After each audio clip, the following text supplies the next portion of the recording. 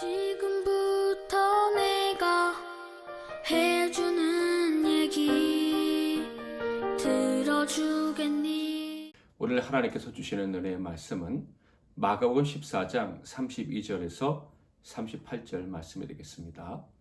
마가복음 14장 32절에서 38절 말씀 보겠습니다. 제가 봉독해 드리도록 하겠습니다.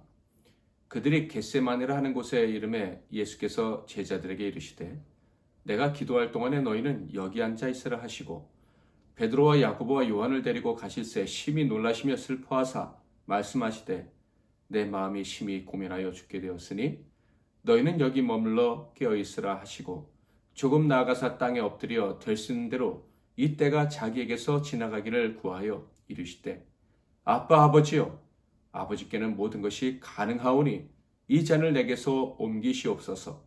그러나 나의 원대로 마시옵고 아버지의 원대로 하옵소서 하시고 돌아오사 제자들이 자는 것을 보시고 베드로에게 말씀하시되 시몬아 자느냐? 내가 한 시간도 깨어 있을 수 없더냐? 시험에 들지 않게 깨어 있어 기도하라. 마음에는 원이로되 육신이 약하도다 하시고. 오늘은 위기의 순간에 드리는 기도, 위기의 순간에 드리는 기도라는 제목으로 하나님 말씀을 상고하겠습니다.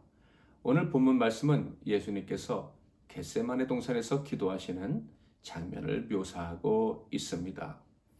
왜 예수님은 겟세마네 동산에 가셔서 기도를 하셨습니까? 33절, 34절을 보면 예수님의 마음의 상태를 알 수가 있습니다.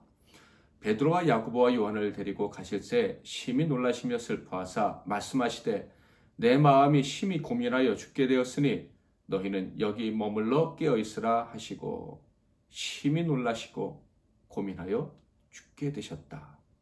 예수님이 너무나도 힘든 상황에 처하셨던 것이 분명합니다. 그러나 생각해보면 이런 표현들은 주님께 어울리지가 않습니다. 이렇게 힘드셔서 기도하셨다는 것, 이것이 왠지 전능하신 예수님께는 맞지 않는 표현 같다라는 생각이 드는 거예요. 예수님께서 이렇게 당신의 마음을 우리에게 가감없이 보여주신 이유는 바로 예수님께서 십자가에서 못 박혀 죽으시기 직전이셨기 때문이었습니다.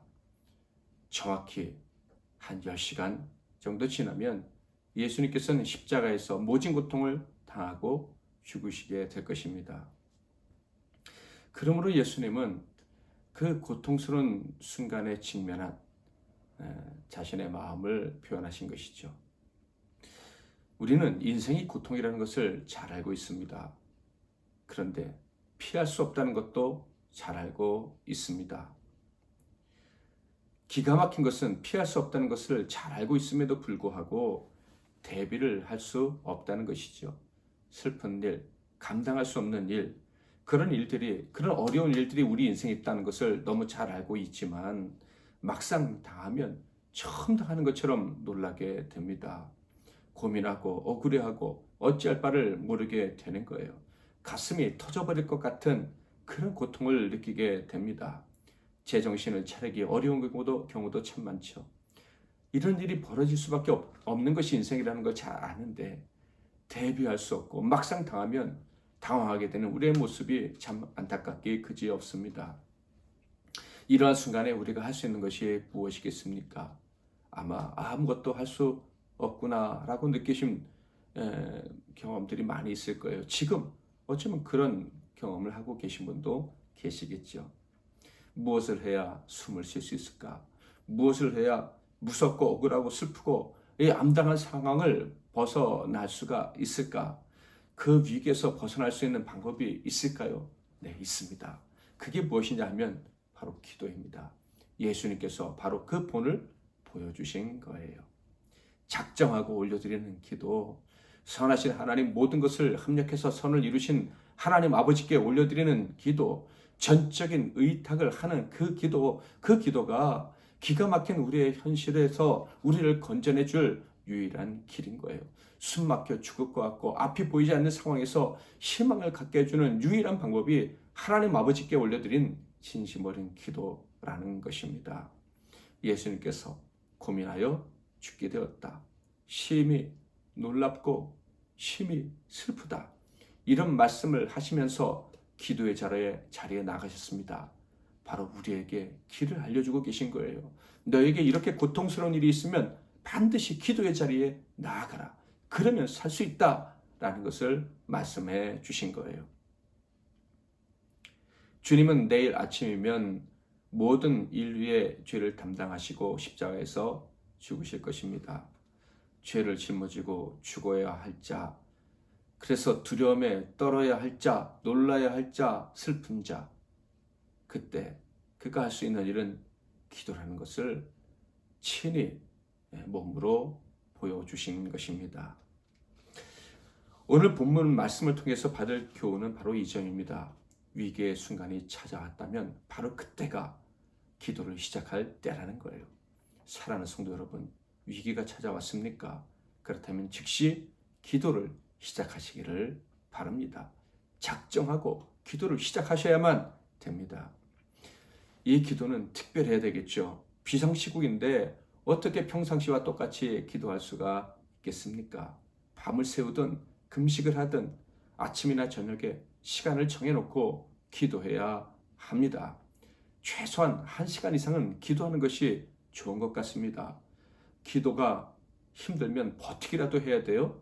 금식해서 정신이 혼미해져서 기도하기 어렵다면 마음껏 드시고 기도하시기를 바랍니다. 침대든 소파든 책상이든 차 아니든 틈만 나면 하나님 아버지께 기도하세요. 매달리세요. 도와달라고, 살려달라고, 숨쉬게 해달라고, 이때 어떻게 해야 문제를 해결할 수 있는지 가르쳐달라고, 내가 어디로 가야 되는지 알려달라고, 사랑하는 사람들을 지킬 수 있는 힘을 달라고 간절히 특별히 기도하시기를 바랍니다. 위기의 순간에는 매달려야 되는 거예요. 하나님께 책임져 달라고 부탁하고 매달려야 되는 거예요. 갈 길을 하나님 외에는 내게 주실 분이 없다고 하나님께 고백하면서 기도해야 하는 것입니다.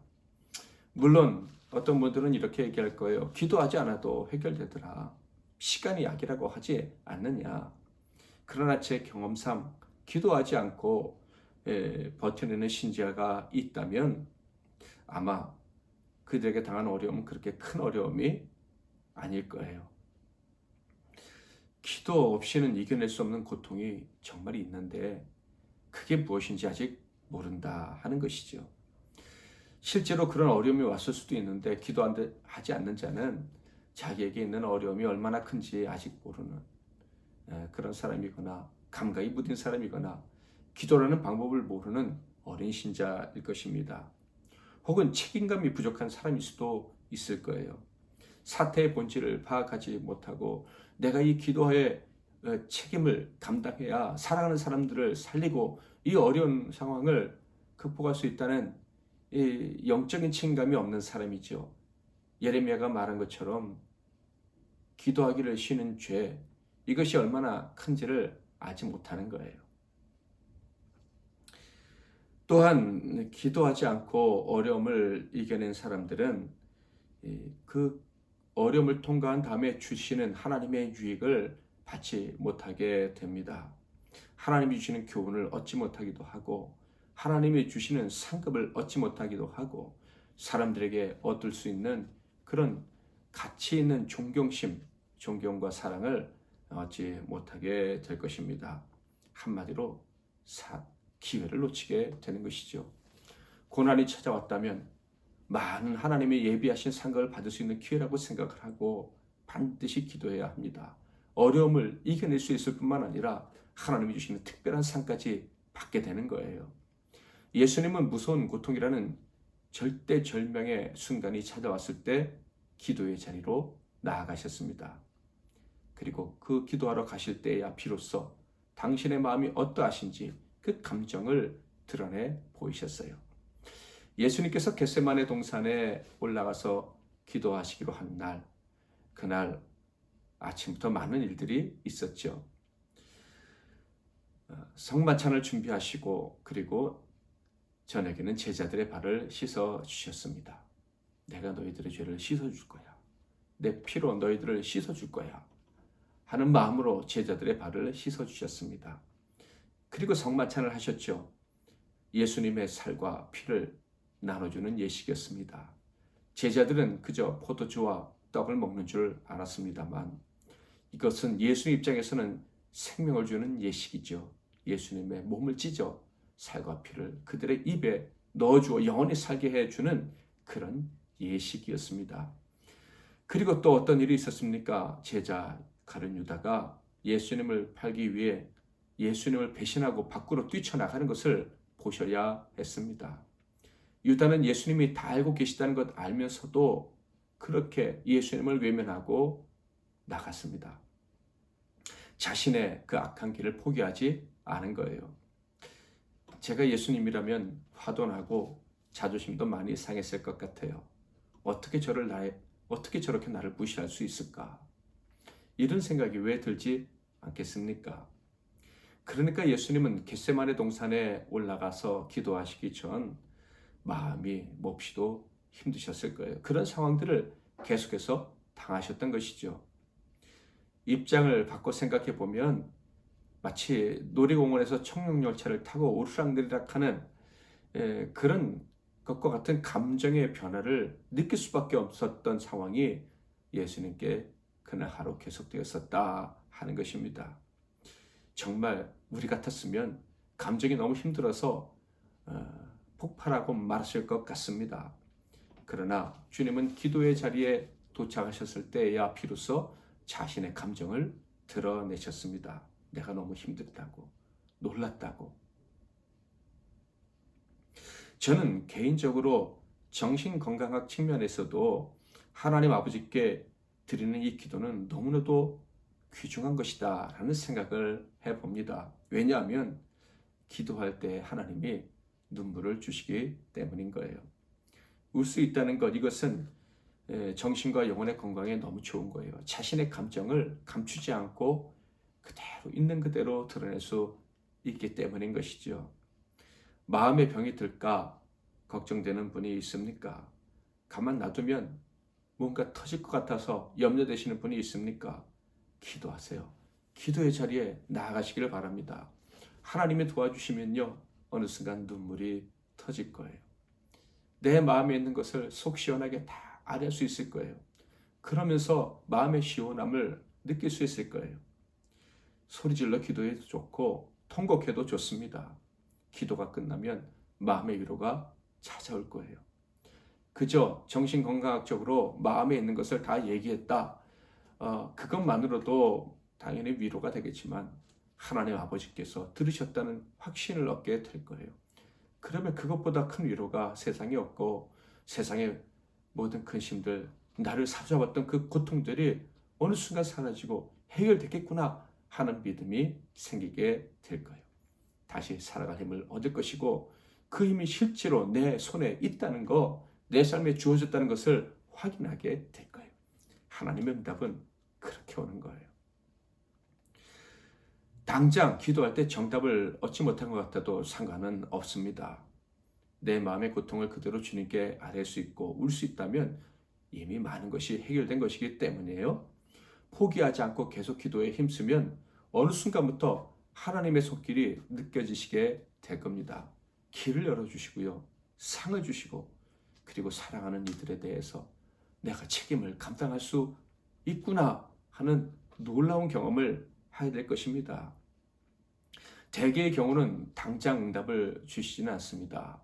왜냐하면 이 어려움은 우리 사랑하는 사람들에게는 믿음을 훈련시킬 수 있는 아주 좋은 기회가 된다고 우리 하나님이 생각하시기 때문이에요. 그러므로 당장 기도가 응답되지 않았다고 해서 낙심하지 마세요. 내가 특별한 기도를 하기 시작했다면 이미 하나님께서 주신 응답이 내게 아주 가까이 와 있는 거예요. 책임감, 기도하는 사람에게 이것은 아주 중요한 요소입니다. 여러분, 주님께서는 누구를 위해서 기도하셨습니까? 단지 자신의 고통을 해결받기 위해서 기도하셨습니까? 아닙니다. 주님의 기도는 제자들을 위한 것이었어요. 주님의 기도는 온 인류를 위한 것이었습니다. 여러분과 저를 위한 기도였다는 거죠. 물론 주님께서는 십자가의 고통을 이겨내기 위해서 기도하신 것 맞습니다. 그런데 그 고통을 당하신 이유가 무엇입니까?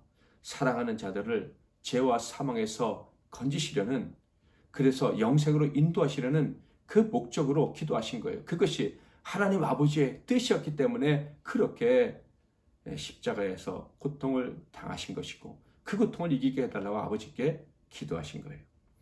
하나님 아버지의 뜻이었다는 것, 그것이 35절, 36절에 나와 있죠. 좀 나아가사 땅에 엎드려 될 수 있는 대로 이때가 자기에게서 지나가기를 구하여 이르시되 아빠 아버지여, 아버지께는 모든 것이 가능하오니 이 잔을 내게서 옮기시옵소서. 그러나 나의 원대로 마시옵고 아버지의 원대로 하옵소서 하시고, 주님께서 기도하시던 이유는 아버지께 순종하기 위함이었다는 것을 분명히 알 수가 있습니다.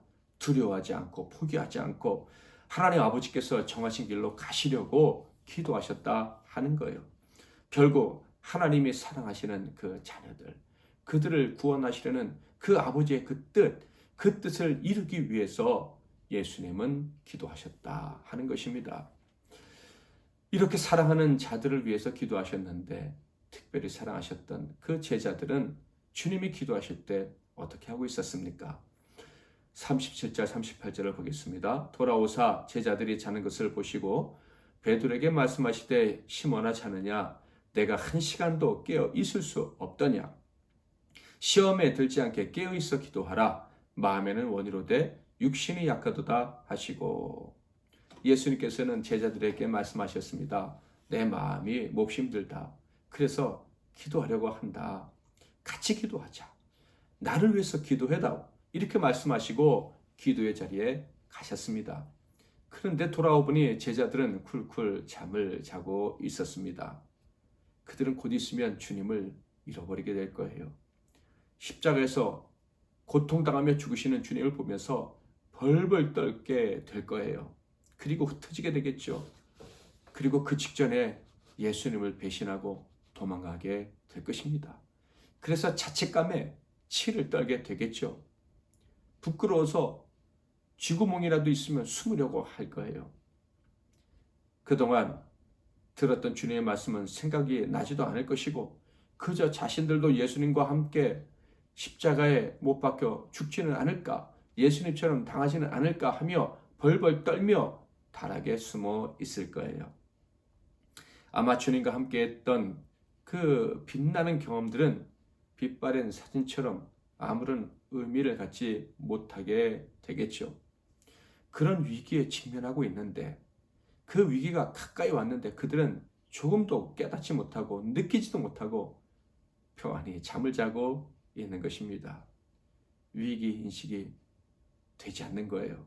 한참도 모르는 인간의 어리석음, 그것이 주님의 제자들의 모습이었던 것입니다. 예수님 바로 이런 자들을 위해서 기도한 것입니다. 우리 주변에 사랑하는 자들 기도해야 되는데 기도하지 못하고 있습니다. 위기가 찾아왔는데 위기인지 깨닫지 못하고 있어요. 그들을 위해서 우리는 기도해야 되는 거예요. 특별히 기도해야 되는 거예요. 이것이 우리가 기도해야 되는 목적인 거예요. 우리 자신을 위한 기도가 아니고 사랑하는 자들을 위한 책임감을 가지고 드리는 기도. 이것이 우리의 기도의 이유인 것입니다. 그렇습니다. 모든 죄인들을 위해 대신 죽으시기 전 주님은 기도를 가르쳐 주셨습니다. 자신만을 위한 기도가 아니라 모든 이들을 위해 책임감을 가지고 드리는 그 기도를 예수님이 가르쳐 주신 거예요. 기도하는 자들은 다 경험했을 것입니다. 내가 기도하지 않으면 사랑하는 자들을 지키기 어렵다는 것을. 사랑하는 이들은 말씀드린 것처럼 우리들만큼 경각심이 없는 경우가 많습니다. 반대로 지나치게 두려워 떨기도 하고요. 떨면서도 문제 해결의 용기를 전혀 갖지 못하는 경우도 많습니다. 그래서 그들을 살게 하려면 우리가 기도해 주어야 하는 거예요. 기도하는 사람은 바로 나라도 기도해야 된다는 것을 압니다. 나라도 기도해야 가족을 살리고 교회를 살리고 이웃과 나라와 민족과 세계 열방을 살릴 수 있다는 것을 아는 거예요. 그래서 비록 세상 사람들이 알아주지 않는 초라한 혹은 평범한 사람이라 할지라도 기도의 자리에 나아가는 것을 포기할 수가 없는 거예요. 기도를 하는 거예요. 지난주 우리는 교회의 기도라는 제목으로 사도행전 1장 말씀을 상고했었습니다. 초대교회, 주님을 머리로 모시고 존재하게 된 이 최초의 교회가 가장 열심을 내었던 것이 무엇입니까? 바로 기도였습니다. 오로지 기도에 힘썼다 하는 말씀이 기억나실 거예요. 기도해야 천국 백성답게 살 수 있으니까, 기도해야 내가 천국 백성이라는 것을 잊어버리지 않을 수 있으니까 그들은 기도했습니다. 또한 기도해야 살아가는 이들을 천국 백성으로 만들 수 있으니까, 하나님 나라로 이끌 수 있으니까 그들은 쉬지 않고 기도했던 것입니다. 초대교회는 이런 기도와 관련해서 멋진 경험들을 많이 했죠. 그 중에 하나가 베드로가 옥에 갇혔을 때 드렸던 교회의 기도였습니다. 사도행전 12장에 보면 이런 말씀이 있어요. 1절부터 읽어보겠습니다. 그때 헤롯 왕이 손을 들어 교회 중에서 몇 사람을 해하려 하여 요한의 형제 야고보를 칼로 죽이니, 유대인들이 이 일을 기뻐하는 것을 보고 베드로도 잡으려 할세 때는 무교절 기간이라. 잠음에 옥에 가두어 군인 내식인 내패에 맡겨 지키고 6월절 후에 백성 앞에 끌어내고자 하더라. 헤롯이 야고보를 살해하는데 성공했습니다. 그러자 의기양양해졌습니다. 이제 베드로까지 죽여서 완전히 유대인들에게 인기를 끌자라는 작정을 한 것이죠. 무서운 작정을 하고 베드로를 잡아들여 옥에 가둔 것입니다. 다음 날 백성들 앞에서 끌어내어 베드로의 목을 칠 작정을 했습니다.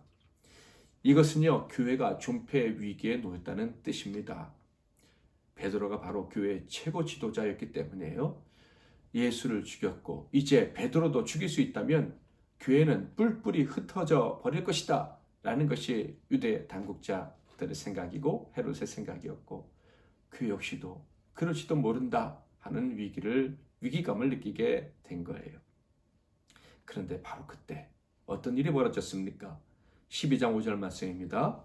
이에 베드로는 옥에 갇혔고 교회는 그를 위하여 간절히 하나님께 기도하더라. 교회가 간절히 기도했다고 합니다. 베드로를 위해서, 교회 장례를 위해서 기도했다고 합니다. 그들은 알았던 거예요. 위기의 순간에 해야 될 일을, 바로 그것은 기도하는 것을 너무나도 잘 알고 있었던 것입니다. 위기의 때가 찾아왔습니까? 그때는 바로 간절히 기도해야 될 때임을 기억하시기를 축복합니다. 한국교회 역시 큰 위기에 직면해 있습니다. 우리 사랑하는 사람들의 신앙 역시도 위기에 직면해 있습니다. 이때 당국자를 원망하거나 상황을 원망하거나 다른 것들 때문에 걱정할 필요가 없습니다. 이때 우리가 해야 될 일은 오직 기도인 것입니다. 기도하면 하나님께서 기회를 허락해 주실 것입니다. 더 놀라운 기회를 허락해 주실 것입니다. 기도의 결과가 무엇이었습니까? 12장 6절부터 제가 읽어드리겠습니다. 헤롯이 잡아내려고 하는 그 전날 밤에 베드로가 두 군인 틈에서 두 쇠사슬에 매여 누워 자는데 파수꾼들이 문 밖에서 옥을 지키더니 호련히 주의 사자가 나타나매 하나님께서 기도를 들으시고 천사들을 보내신 거예요. 옥중에 광채가 빛나며 또 베드로의 옆구리를 쳐 깨워 이르되 급히 일어나라 하니 쇠사슬이 그 손에서 벗어지더라. 천사가 이르되 띠를 띠고 신을 신으라 하거늘 베드로가 그대로 하니 천사가 또 이르되 겉옷을 입고 따라오라 한데 베드로가 나와서 따라갈새 천사가 하는 것이 생시인 줄 알지 못하고 환상을 보는가 하니라. 이에 첫째와 둘째 파수를 지나 신으로 통한 쇠문에 이르니 문이 저절로 열리는지라. 나와서 한 거리를 지나매 천사가 곧 떠나니라.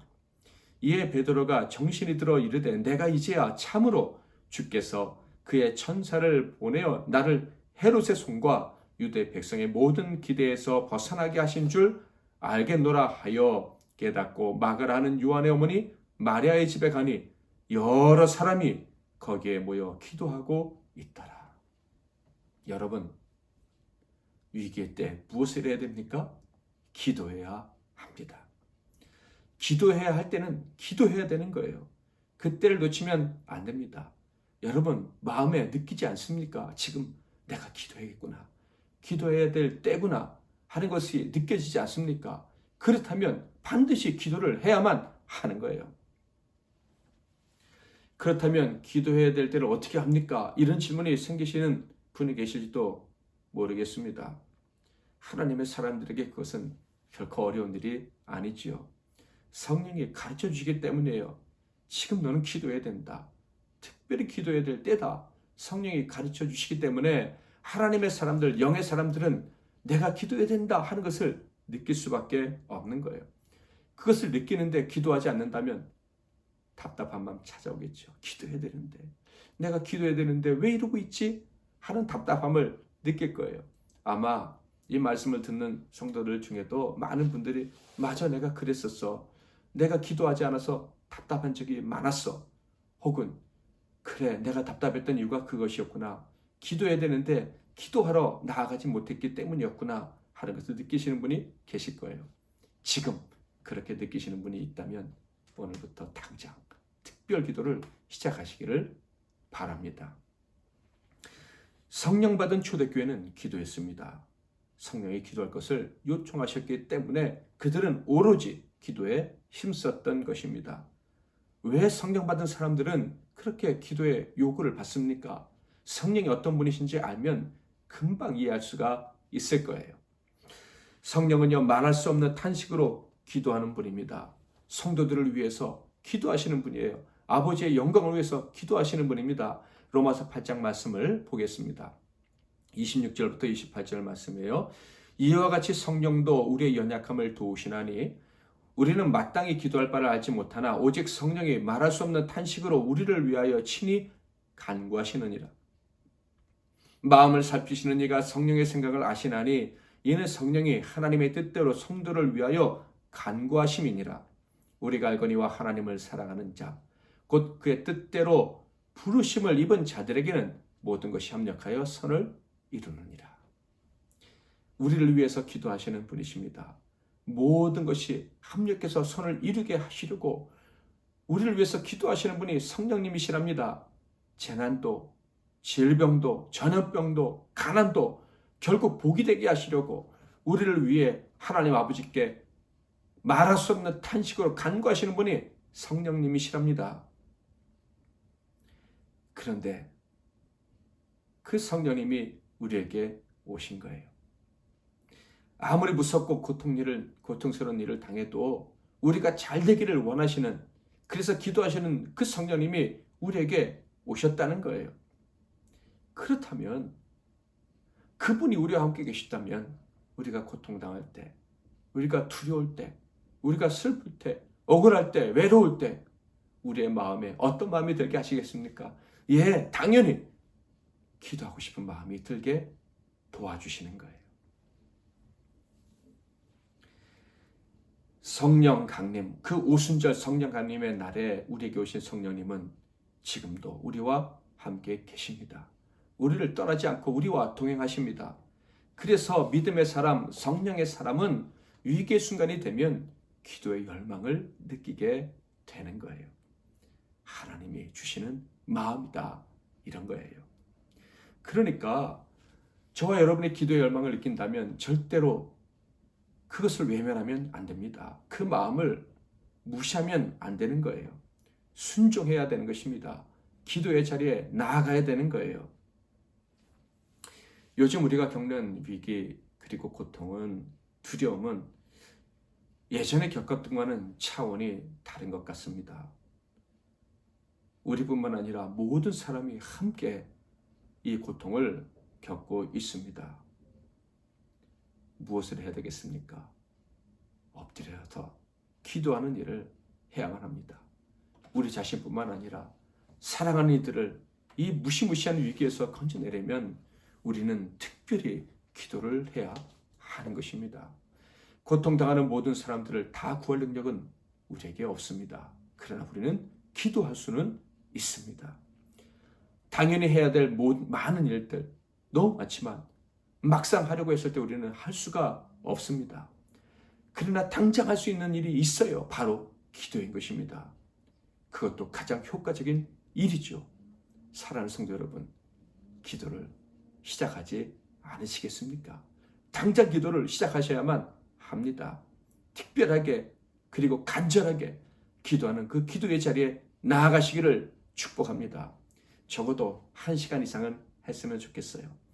모든 것을 다 말하지 못해도 버티더라도 1시간 이상 아버지께 매달리는 그런 시간을 오늘부터 가지시면 좋겠습니다. 위기의 때 우리 가족과 이웃을 살리는 것은 기도밖에 없습니다. 두려운 때 우리 가족과 이웃을 살리는 길은 기도밖에 없습니다. 주님이 본을 보여주신 것처럼 기도하면 우리는 살려낼 수가 있고 우리도 살아날 수가 있습니다. 어떤 두려운 일도 극복해내고 이겨낼 수가 있는 것입니다. 아이들처럼 해맑은 그리고 위기를 인식하지 못하는 수많은 사람들이 그저 시간이 지나면 해결되겠지, 잘 되겠지 하면서 시간을 보내고 있습니다. 그들을 위해서 우리는 기도해야 됩니다. 그들이 갑자기 더 큰 고통 앞에 직면해서 벌벌 떨면서 모든 것을 잃어버린 자처럼 그렇게 허망하게 주저앉아 울지 않도록 그들이 살 수 있도록 용기를 잃지 않도록 기도하는 저와 여러분이 되시기를 바랍니다. 말씀드린 것처럼 오늘부터 하루에 1시간 이상 우리 나눔 성도들은 기도하시기를 바랍니다. 긴급하게 기도해야 됩니다. 어디서도 상관없어요.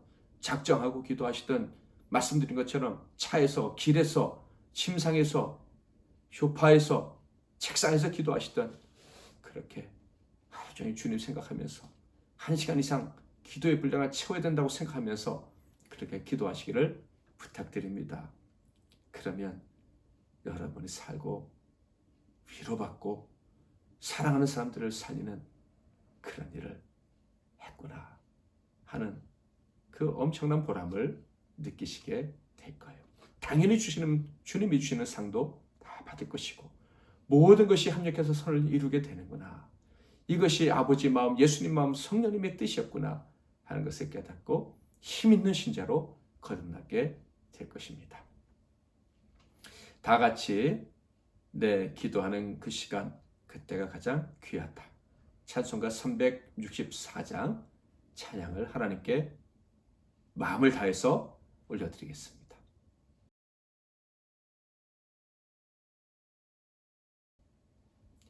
기도 제목을 드리겠습니다. 각자 이 기도 제목과 여러분이 가지고 있으신 기도 제목을 하나님께 내어놓고 기도하시고 그리고 주기도문으로 예배를 마치시기를 바랍니다. 첫 번째 기도 제목은 이렇습니다. 바로 내가 기도해야 되고 지금이 기도해야 될 때임을 잊지 않게 하옵소서. 함께 기도하기로 작정한 우리 성도들에게 기도의 힘을 달라고 그리고 그들에게 기도할 때 눈물을 달라고 그렇게 기도하셨으면 좋겠습니다. 또한 우리의 기도가 가족과 교회와 직장과 나라와 민족을 세계 열방을 살리는 책임 있는 기도가 되게 해달라고 기도하시기를 바랍니다. 코로나로 건강을 잃은 분들, 가족을 잃은 분들, 생활 기반을 잃은 분들, 또 잃어가는 분들, 그래서 두려워하는 분들이 참 많습니다.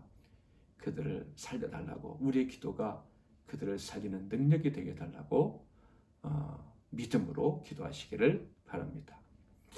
마지막으로 코로나를 계기로 하나님을 잃어버렸던 자들이 주님 앞에 돌아오게 해주시고 이들이 주님 앞에 돌아오게 하려고 애쓰는 모든 전도자들 또 선교사님들을 위해서 기도해 주시기를 바랍니다. 제가 먼저 잠깐 기도하겠습니다. 하나님 아버지, 지금 이 어려운 때가 바로 기도해야 될 때, 특별히 간구해야 될 때임을 깨닫게 해주시니 감사합니다. 마음속에 내가 기도해야겠구나, 기도하면 되겠구나 하는 생각만으로도 우리는 큰 위로와 용기를 얻습니다. 해답을 얻은 것 같습니다. 우리 사랑하는 성도들이 반드시 기도의 자리에 나가 특별히 기도함으로 느낌만 위로되는 것이 아니라 삶에서 정말 하나님의 위로를 기도를 통해 받을 수 있구나 하는 것을 경험하는 은혜를 누리게 하옵소서. 예수님의 이름으로 기도하옵나이다. 아멘.